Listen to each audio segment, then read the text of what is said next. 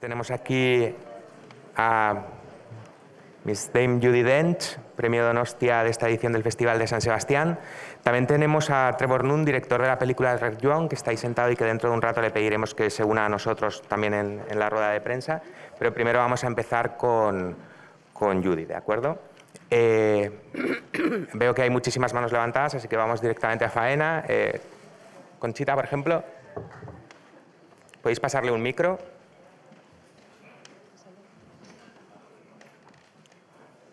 Aquí, la segunda fila. Very well, thank you.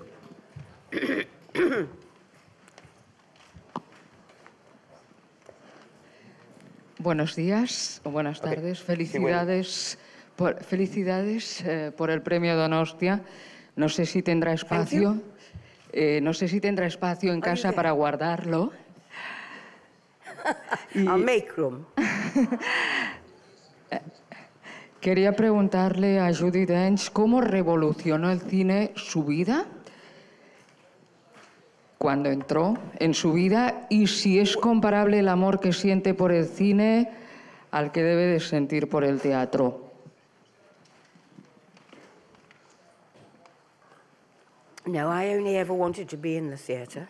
Only ever wanted to be that, and I only ever wanted to do Shakespeare. Unfortunately, I went to the OVIC in 1957, and so I was at the Vic from 57 to 61, and then I was at the Royal Shakespeare Company with Trevor, who you'll talk to in a minute. And so I fulfilled that great dream, and then one day I was asked to go and see somebody about a film. I've never divulged who this person is, and I'm never going to do it. He's not alive anymore, actually, now, but I'm still not going to. And he interviewed me for this film, and then he said to me, thank you very much for coming. He said, you will never make a film as you have every single thing wrong with your face. And so I put my chair back against the wall, and I walked out, and I thought, well, that's just as well, as I don't want to do any films anyway. So I went back to the theatre. But then it was later that I started then to film, and subsequently became very, very fond of it, and only really learnt about it from watching my peers. Vamos con...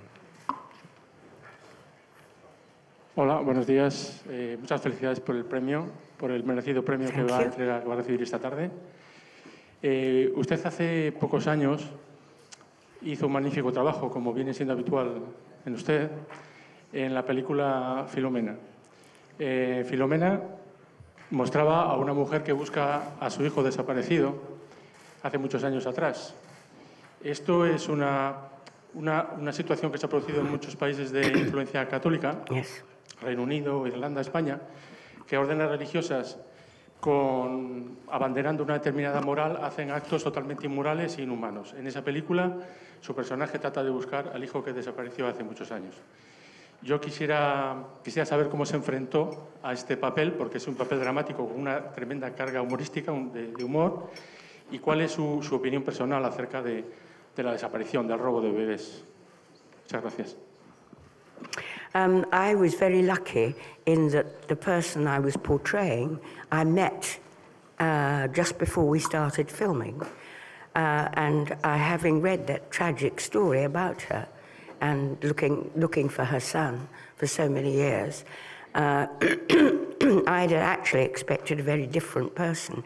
When I met her, she had a great sense of humor and was amazingly resilient and forward-looking and upward-looking. I mean, she was full of life and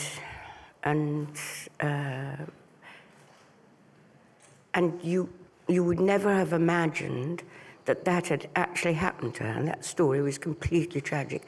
And of course, we, as you say, we have now found that there are many cases of people who have lost the babies were taken and sold, and in actual fact, the nuns, she told me, knew actually where he was, the person she was looking for, Anthony, knew he was buried there in the grounds of the of the nunnery, and she had gone on searching for him, and for years later, and the pain that could have been, you know, her pain could have been alleviated a great deal sooner. And like you, I'm very, very shocked about the fact that there are still cases going on like that, and still things to be found out about it. Okay, hello Judy. First of all, congratulations for the awards. Thank you. You have worked with so many great directors in so many great films, and you are always fantastic. I would like to know if you remember any of these characters with a special love, and why. I could be here for about 3 hours now answering this question. You remember, I think you remember, well, the theatre is a bit different because in the theatre you are part of a company, and the company is very much a unit. And in films, I remember once going to a film that I was in, and in the foyer, I was at the premiere, and in the foyer I turned and saw a friend of mine. I said, "Hello, what are you doing here?" He said, "I'm in the film," he said. You know, and that in a way is quite rare that you form like a theatre relationship on a set, unless it's a very unique thing and not so many people, and you're all working together all the time. So I remember them. I remember so many films for so many reasons. I mean, I remember very, very well saying to Barbara Broccoli and Michael Wilson, after I did 8 Bond films, and after about 4 or 5, I said, "How is it that I never get to go anywhere? I'm always in a kind of hut at the back, you know, and nobody ever sees." And so the very next time we filmed was in a public school in Britain, and they put me in a trailer, which on the side it said Innsbruck, and they said to me afterwards, "You can never complain again." So I remember that because of that, and I remember just after my husband died, and I was in a very bad way indeed, I went to Nova Scotia to do the shipping news with Kevin Spacey, and Kevin was an inestimable comfort and never mentioned the fact that he knew I was in a bad way, but cheered me up and kept me going. And, you know, there are so many people that for so many reasons that I owe my career to, actually. That's just 2 things. Egunon, zorionak por el premio que vas a recibir. No me ves. Aquí, Judy. Hello. Me gustaría saber... Thank you. Over there. Oh, yes. I'm so blind. Me gustaría saber, después de una vida casi dedicada entera al cine, después de muchas reflexiones, ¿qué es lo que crees que más te ha aportado el cine y qué es lo que más te ha quitado en tu vida personal? Gracias.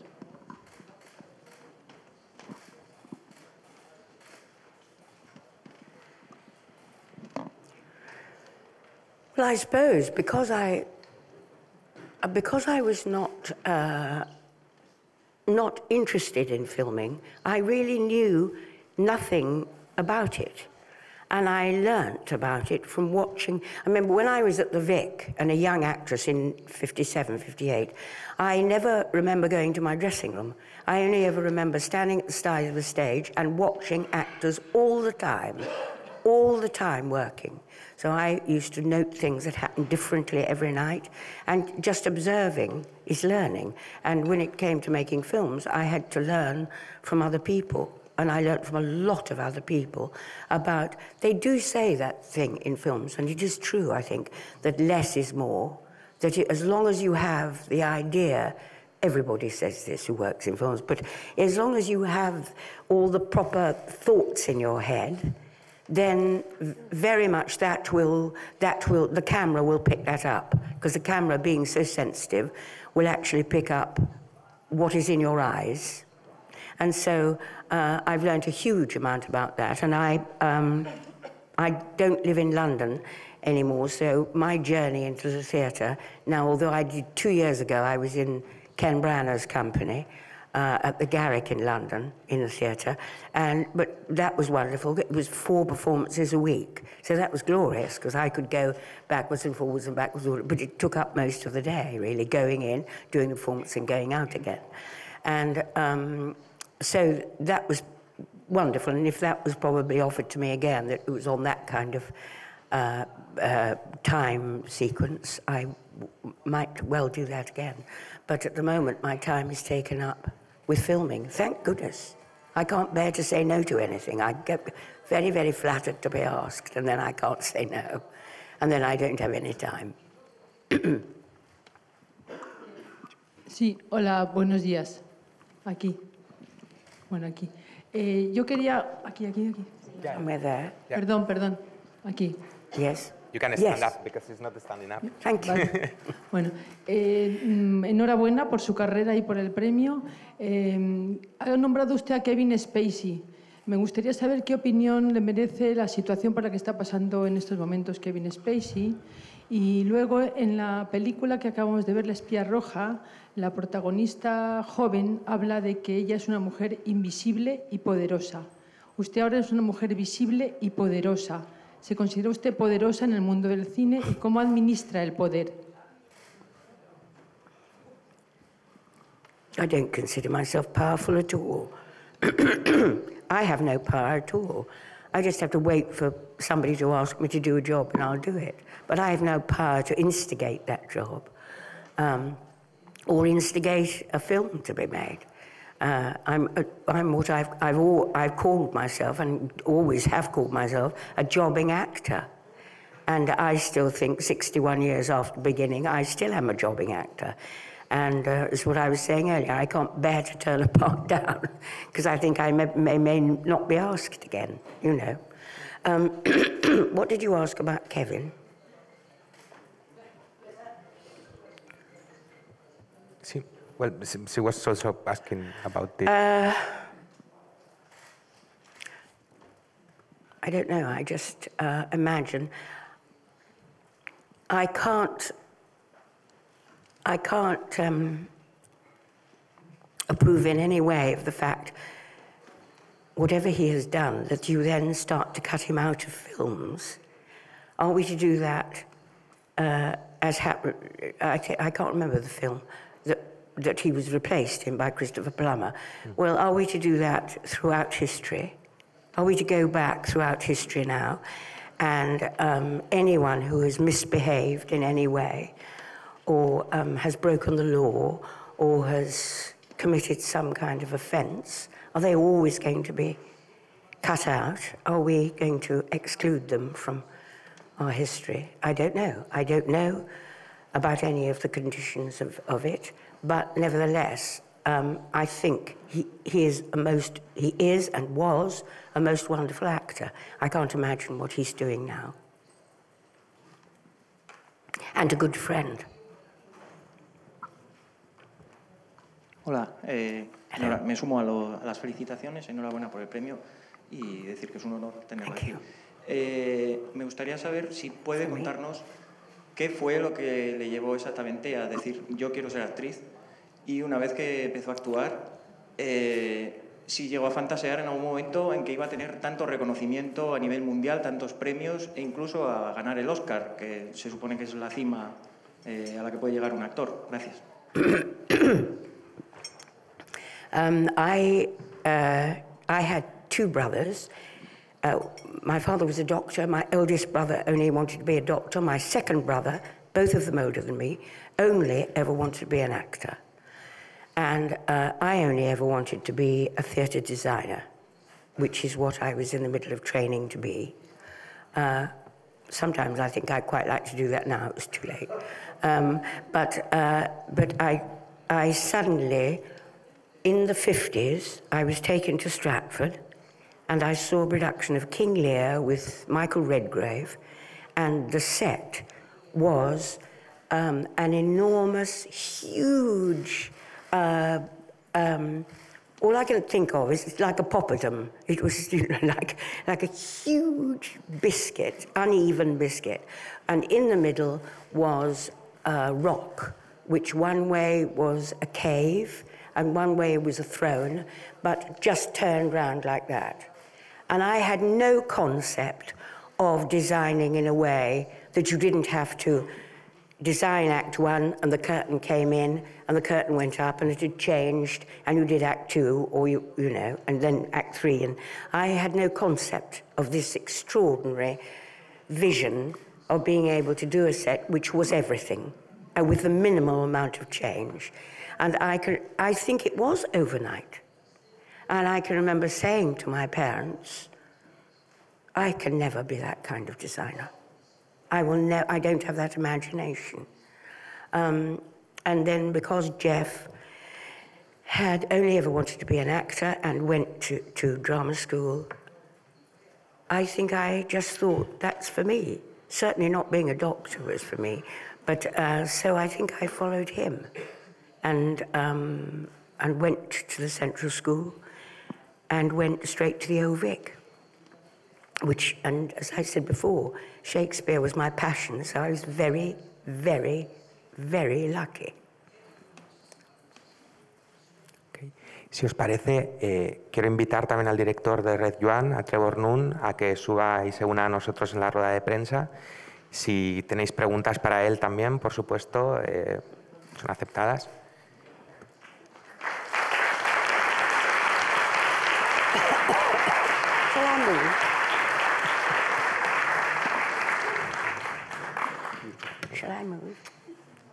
No sé si tu pregunta era para Judy o para Trevor, pero si quieres lanzarla. Hi Judith, congratulations for the award. What challenge do you still have to conquer in the industry, in your career? ¿Cómo? ¿Puedes decirla en castellano? ¿Qué retos aún tienes por conquistar en tu carrera? Vale, gracias.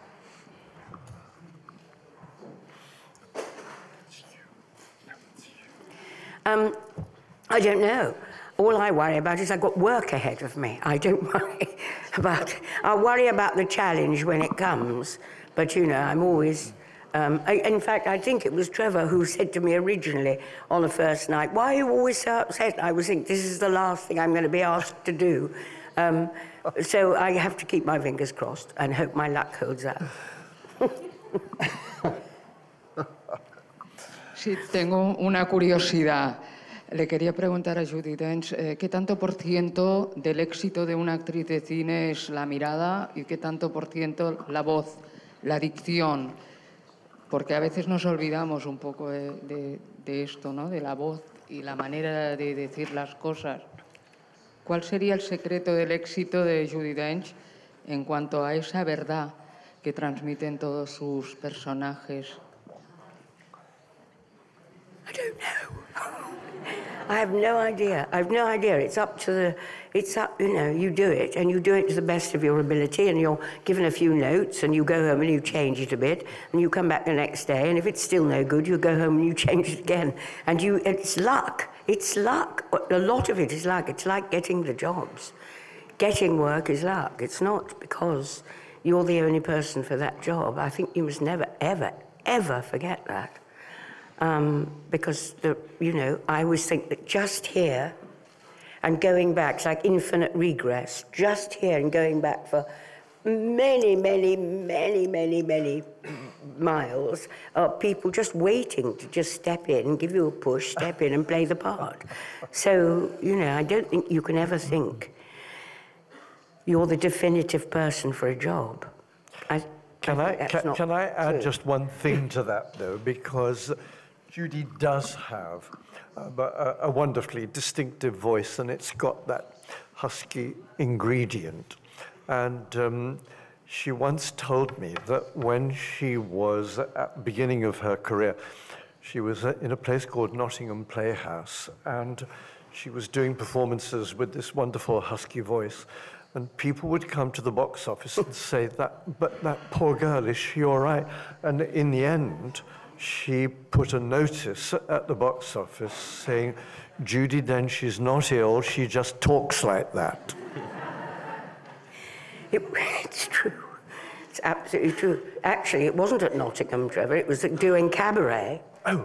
They used to say, somebody said, we'll come back when you're better. That's not, there's nothing I can do about that. Hola, muy buenas. Un verdadero honor. Estoy viniendo de Paraguay, aquí, de Paraguay. Señora Judy, me gustaría conocer su opinión acerca de todo este movimiento que están realizando las mujeres con Time's Up y con Me Too. ¿Y cuál cree usted sería el camino para el empoderamiento real de la mujer en el cine? Muchas gracias. I don't know the answer to that. I think there are many things to be redressed and made right. And I hope that's right. And it is an extraordinary moment of change, a kind of sea change at the moment. And many more parts, too, for women, which is very good indeed. And long may that go on. But I don't know. Shall I jump in and just say one thing? Judy has just made this film with me, Red Joan, and one of the all-important factors in the film is when her colleague Sonia says, "Don't worry, no one will suspect us, we're women." She's actually referring to the position of women in society and therefore the likelihood that they will have a kind of security because they're women. What was really extraordinary at that time was that women studying at the University of Cambridge, as Joan does, could not be awarded a degree. They could only be given a certificate.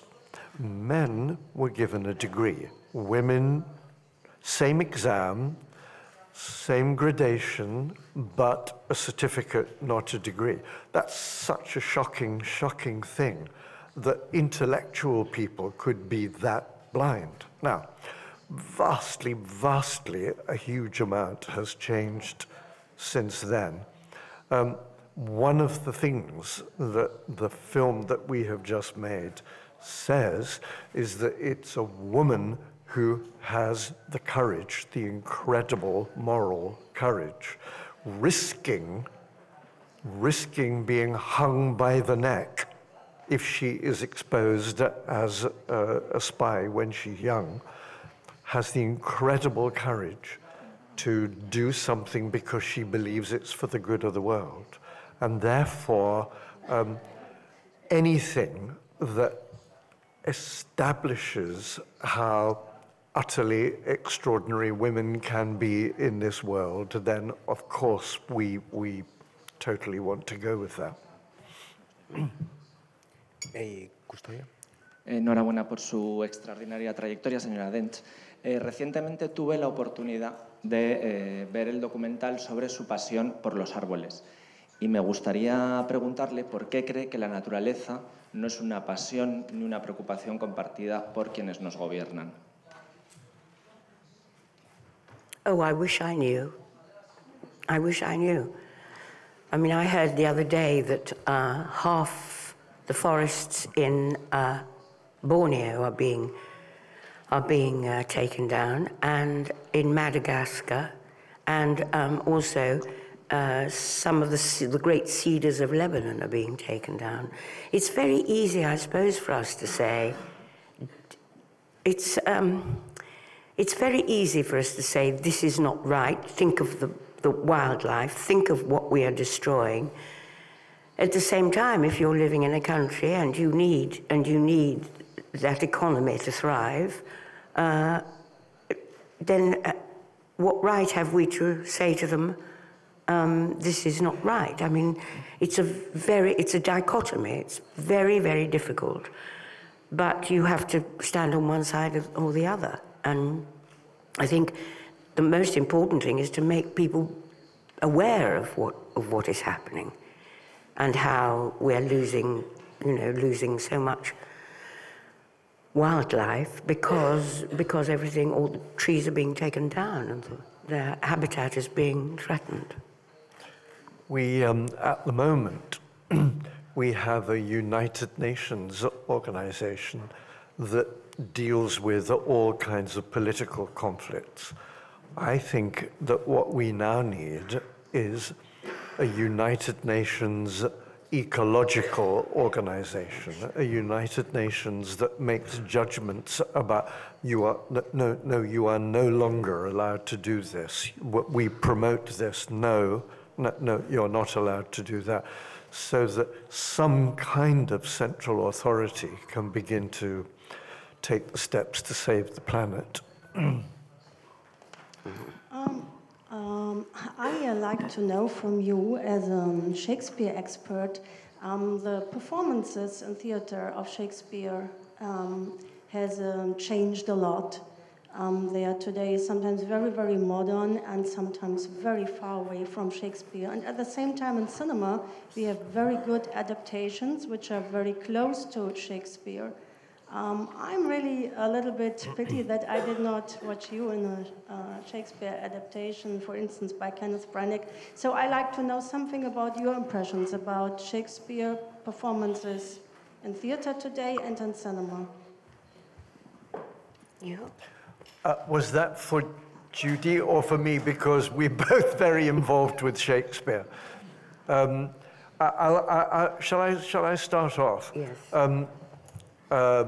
Actually, I don't know whether I'm the only person in the world. I don't know of anybody else.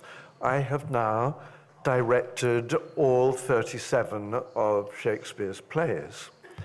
It was an ambition of mine to do them all, and I've now achieved that. Sometimes I have done productions that are in modern dress or shift the period of the play to the 19th century or to the 18th century because some extra ingredient can be got from the text by focusing on a different period of time. And Shakespeare's meaning changes from age to age. Different elements of the plays strike us as being amazingly contemporary at different moments in history. I mean, let me give you one very simple example, that at the end of the Second World War, Laurence Olivier made this wonderful film of Henry V. And that film was like the British national anthem in 5 acts. It was completely patriotic and wonderfully glorying in the idea that eventually there could be victory against the enemy. And only a few years later, when Henry V was done, it could be done as an anti-war play. It could be done as a play where we were saying the war in Vietnam has got to stop, the war in Korea has got to stop. It seemed to have all of those ingredients because Shakespeare writes from every possible angle. So modern dress productions can be thrilling, and productions that stick to all the rules of the Elizabethan theatre can be thrilling. What started to happen now in contemporary production links with something we were talking about earlier, which is productions where the gender of leading characters is changed because there's a movement to say not enough women get parts in the theatre or have major opportunities as men do. So we will have a female King Lear or we will have a female Henry V. Just recently, there has been a female Malvolio, a female Mercutio, and so on and so on and so forth.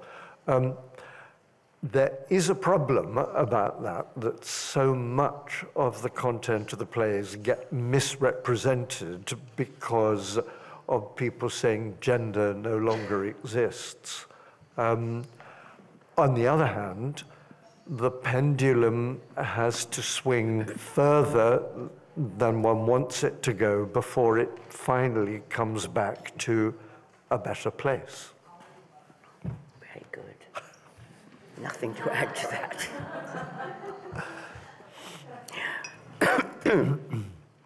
I don't know if you want to add something on that. No, I don't want to add anything at all. Absolutely. Absolutely. Hi, I'm over here. Hi, what an outstanding opportunity to be talking to you, Mr. Trevor Nunn and Dame Judi Dench. It's an absolute honor. Thank you so much for the project. I have to ask, and there's a question for either of you, any advice for like young actors? I know you mentioned luck quite a few times, Judi, but yes, thank you. Oh.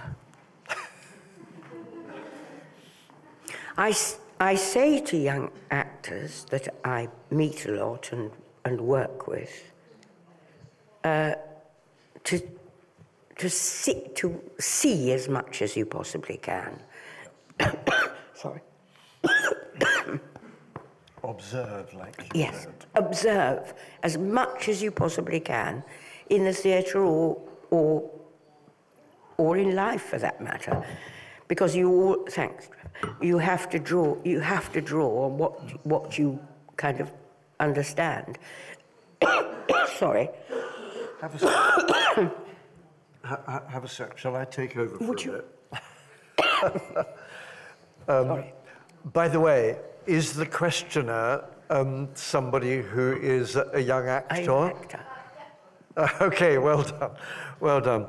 I mean, I absolutely agree with Judi that observing in every way, observing the life around you is a very, very necessary education and training for all young performers. However, in practical terms, I would say that the advice I always give is never, never turn anything down. If it's a tiny job, if it's a job in a small theatre, if it's in an attic, it's in a cellar, if that job is offered, do it, because one thing can lead to another. Nothing leads to nothing. If you're sitting at home and waiting for the telephone to ring, nobody knows of your existence. When you do that little bit of activity, you never know who you're going to meet, who is going to influence you, what friendship you might make that takes you to another stage. Therefore, be involved in any way that you can.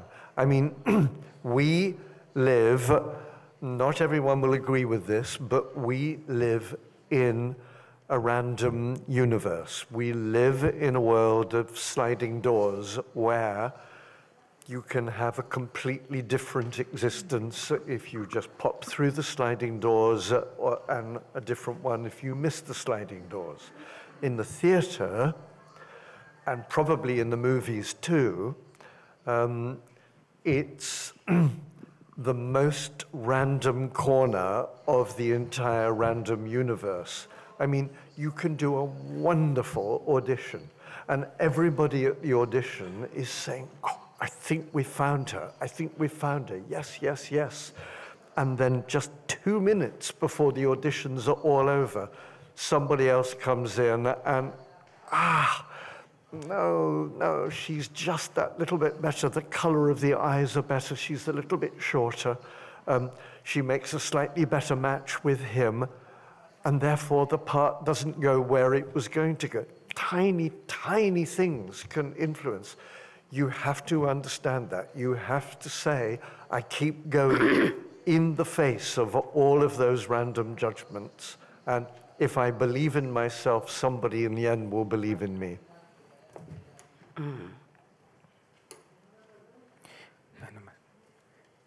Okay. Do you have something to add, or? No, it's a question I get asked all the time. And it is, and also, it's easy, isn't it, when you're working to say to somebody who isn't working, but don't, as Trevor said, don't ever lose your enthusiasm, and don't ever not go and see other people doing something.